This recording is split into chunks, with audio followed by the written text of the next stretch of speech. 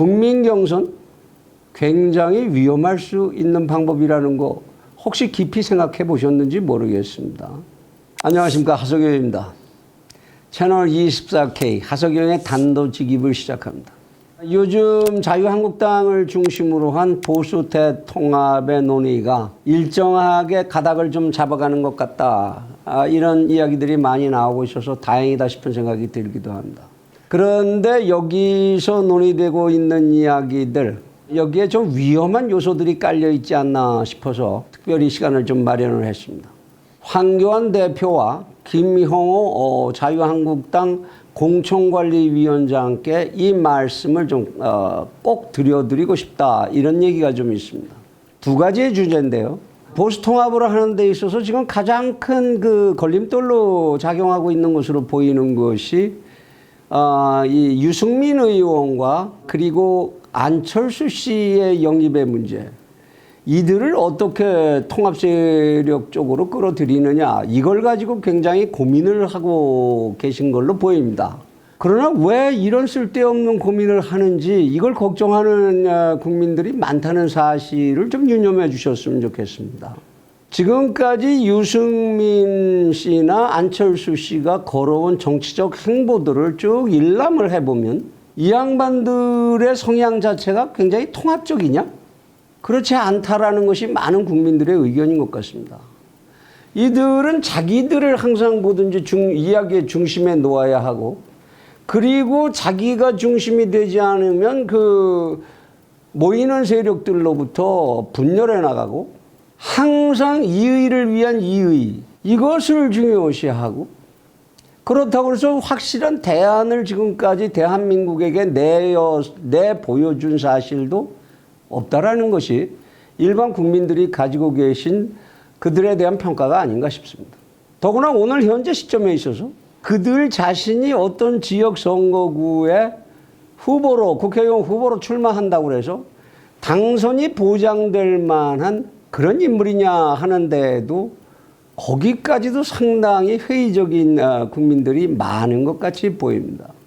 통합이라는 것은 많은 것을 끌어안는 것이 중요한 게 아니라 끌어안을 걸 끌어안아서 코어를 단단하게 만들고, 그 코어가 단단하기 때문에 이것이 흡인력을 가지고 점점 덩어리를 키워나갈 수 있는 이런 기획을 가져야 합니다. 그런데 이질적 요소들을 막 품어들여서 코어를 만들기는커녕 코어를 분쇄시키고 코어를 만드는데 장애로 작동하고, 이런 요소들을 많이 끌어안아야 통합이 되는 거냐? 그것은 분명히 아니라고 봅니다. 분명하게 판단해 주시기 바란다, 빠르게. 이들이 과연 코어 형성에 도움이 되는 사람들이냐 아니냐, 이들이 실제로 동원할 수 있는 국민의 감동은 얼마나 될 거냐, 이들이 과연 국민들을 감동시킬 수 있는 어떤 요소를 가지고 있는 사람들이냐, 이것에 대한 판단을 분명히 빨리 해주시지 않으면 안 된다고 봅니다. 쓸데없는데 체력 낭비하고 시간 낭비하고 그러지 말고 버릴 건 버리고 갈 용기를 가져야 합니다. 이 두 사람과 연결되어서 통합세력 가운데 현재 있으면서 또다시 분열을 더 조장하는데 승수 효과를 내는 이런 요소들이 있다면 이들을 끌어안는 것이 무슨 통합에 도움이 되는 얘기겠습니까?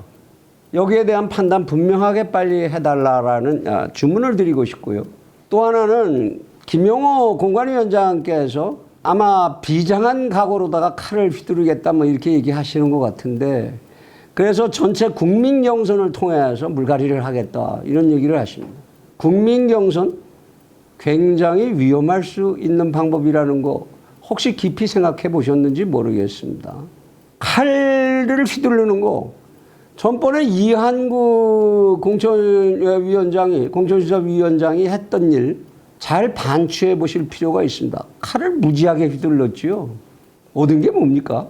이걸 분명히 아셔야 됩니다. 진보 세력 쪽에서 하는, 저는 이런 말 쓰기 싫어합니다만, 진보 보수 이렇게 나누는 말 정말 싫어합니다만, 현행상 뭐 용어를 그렇게 쓸 수밖에 없으니까 구분을 하기 위해서 말씀을 드리면, 진보 세력이 경선을 하는 거하고 보수 세력이 경선을 하는 거는 기본적으로 밭이 다릅니다. 논리가 다릅니다.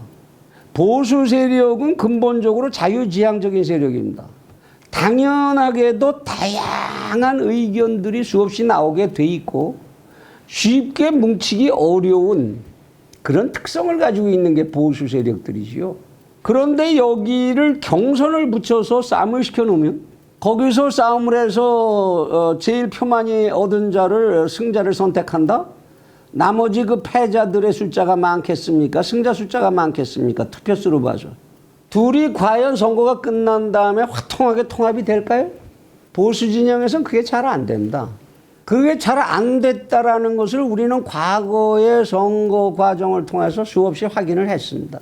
선거를 할 때마다 더욱 분열하고 더욱 대립하고 심지어는 승복하지 못하고 무소속으로 튀어나가고 그래서 상대에게 승리를 안겨주고 우린 그런 경우를 수없이 하고 많이 봤습니다. 경선이요? 국민 경선이요? 몇 사람이나 거기 참여할 건데요, 국민들이? 그렇게 간단하게 생각하시지 않아줬으면 좋겠습니다.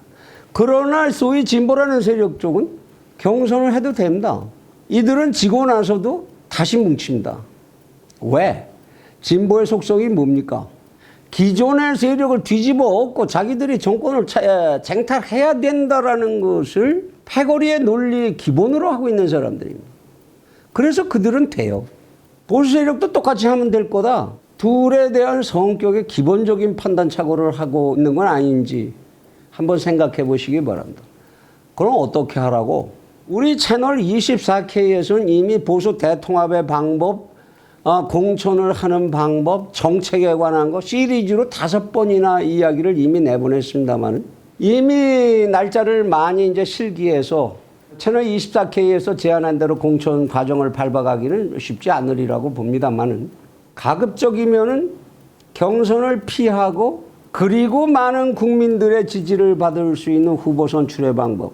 그런 선출 과정이 끝나고 나서도 앙금이 남고 술이 여럿이 갈라지지 않도록 할 수 있는 방법. 그런 방법을 찾아내야 할 겁니다.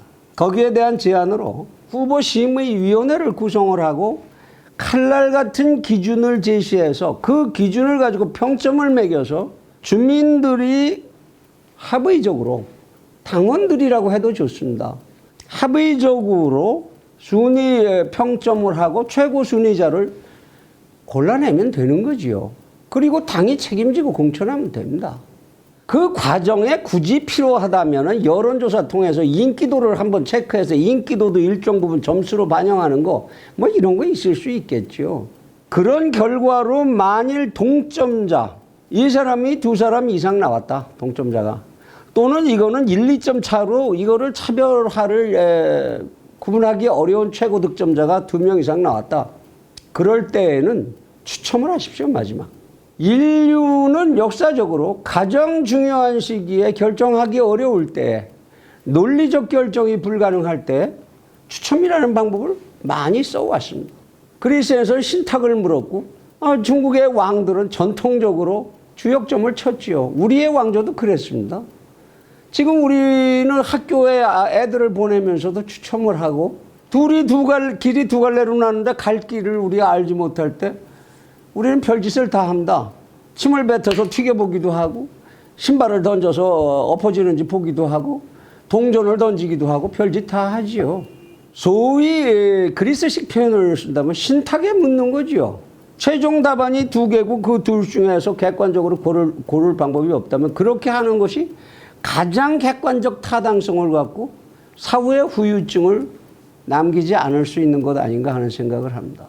공연히 자꾸 여러 사람들 후보들끼리 또는 인재들끼리 쌈 붙이지 마십시오. 그거는 그야말로 통합의 역행이 되고 각 선거구에서 결정적으로 분열함으로써 상대방에게 승리를 안기는 어리석은 일이 될 수 있다는 것. 이것을 반드시 좀 유념해 주셨으면 고맙겠다 하는 말씀을 드리고 싶었습니다.